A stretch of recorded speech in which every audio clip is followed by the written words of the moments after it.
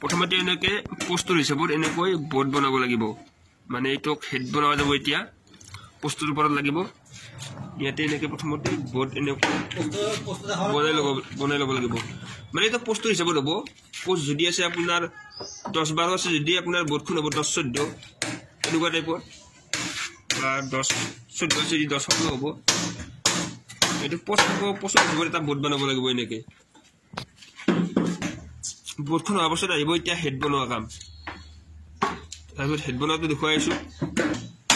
এইবিলাক বোৰ্ড এখন বোৰ্ডৰ ওপৰত এতিয়া লাইন ফিটি মাৰা হ'ব লাইন ফিটি কেনেকৈ মানে দেখুৱাই দিম বাৰু এখন বোৰ্ডৰ ওপৰত যে লাইন ফিটি মাৰা হ'ব লাইন ফিটিটো যে মাৰিব মানে পোষ্টটো যদি 14 আছে আমাৰ 14 আছে লাইন ফিটি মাৰিব আমাৰ পোষ্টবিলাক আছে 14-10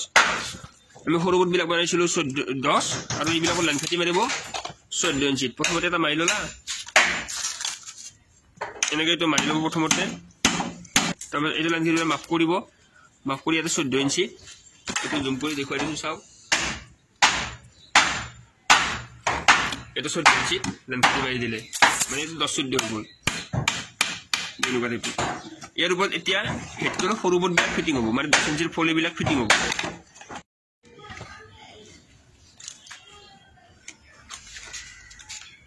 আমাৰ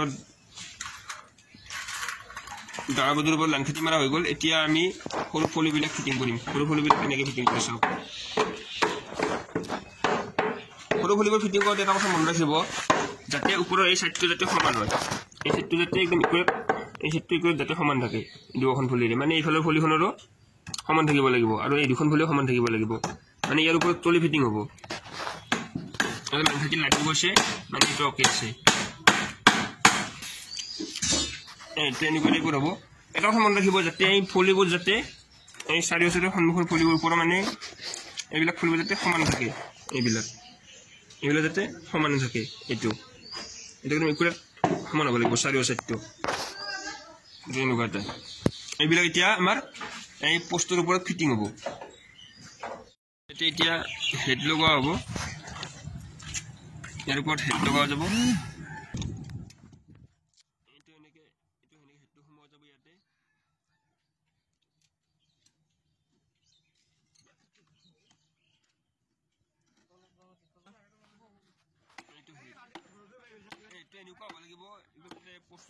হেডৰ মেইন কাৰণটো হ'ল হেডটোত গোটেই চাটাৰিংটো নিৰ্ভৰশীল হৈ থাকিব মানে গোটেই চাটাৰিংটো ইয়াৰ ওপৰত উঠি থাকিব হেড লগাওঁতে এটা কথা মন কৰিব লাগিব যে হেডটো পোষ্টত ভালদৰে ফিটিং হৈছে নে নাই যদি ফিটিং হোৱা নাই চাই লৈ ফিটিং কৰিব লাগিব আমাৰ এনেকৈ আমি যেনেকৈ কৰিছোঁ এনেকৈ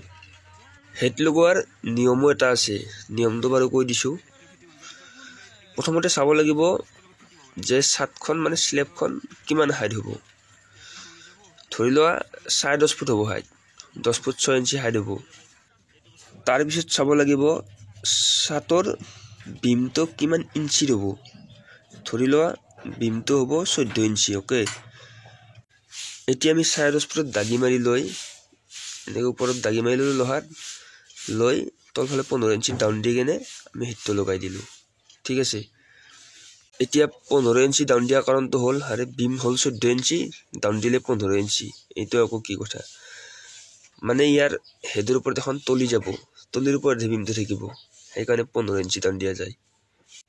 এনেকৈ সেই লেভেলত গোটেইকেইটা পোষ্টতে হেড লগোৱা হয় তাৰপাছত আহিব বেলেগ কাম হেড লগোৱা প্ৰচেছটো এতিয়া শেষ হ'ল এনেকৈ গোটেই বিল্ডিংটো চাটাৰিং জালি সকলোখিনি কাম দেখুৱাই যাম তাৰ বাবে আপোনালোকে চাই থাকিব বিল্ডিং কনষ্ট্ৰাকশ্যন ইউটিউব চেনেল